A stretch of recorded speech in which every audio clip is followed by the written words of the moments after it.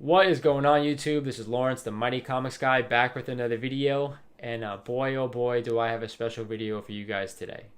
Anybody who watched my last video about Weekend Comic Haul number 20, I threw a great big preview in for what this video was going to be about. But I have a special story that I wanted to share with you guys. Not an amazing story by any means, but anybody who's looking to possibly get into comic collecting, there is no age limit. There is no limit at all, in my opinion. So pay attention to this story. I'm going to show you guys what me and a partner of mine finally picked up this week. And I am super excited to tell you about that story coming up next.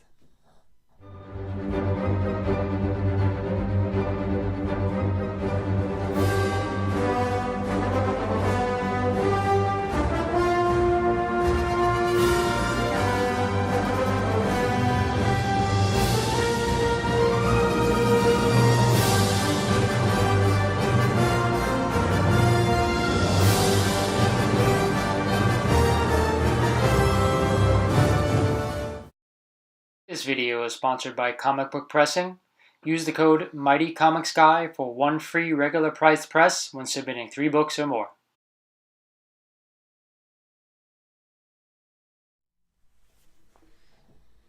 Alright guys, so here's the story. I was speaking with my father about a few weeks back, and he's 66 years old, looking at retirement soon, and he wanted to know something where he could possibly put some of his money where there wasn't too much risk in it.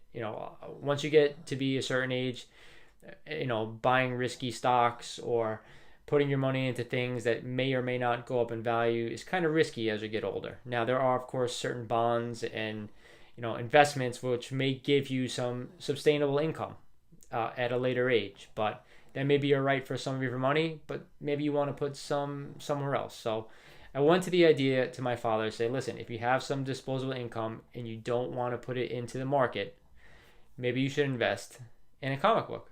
And he looked at me and he's like, you know what? Maybe you're right. Maybe we could, if you think you could make some money on a book and buy something that you think is undervalued in a year or two, if you think it's going to, gain sustainable value, then I'd be willing to do it. So I was at work flipping through my phone because there wasn't much going on.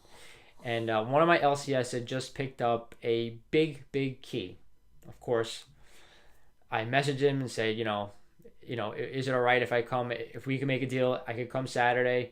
I have someone who's interested in the book. Look at it, pick it up, and go from there. They said yes. I said, awesome. Hold it for me. I will be there then. Went to my father. I said, I found a book that I think was undervalued for what I bought it for. Or what he bought it for. And he said, all right, show me the book. I showed it to him. I said, this is where we're going to pay for it. This is where I think it could go.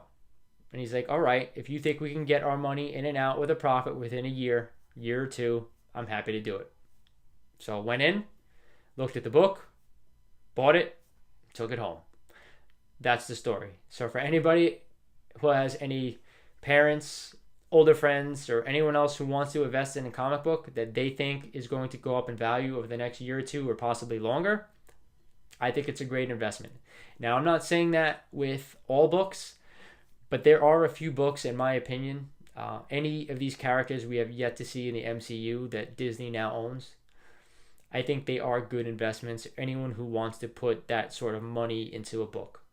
So I want to show you guys what I think is the biggest book that anyone should be investing in over the next 1 to 5 years. Let me show you. So my father and I were happy to pick up The Incredible Hulk number 181. This one is graded at a 7.5 off-white to white pages, and I am sorry about the glare, guys, but these Mylar sleeves kind of give a little bit of glare more than I would like. But my father, like I said, we went to him. He said, yes, I want to invest in a book.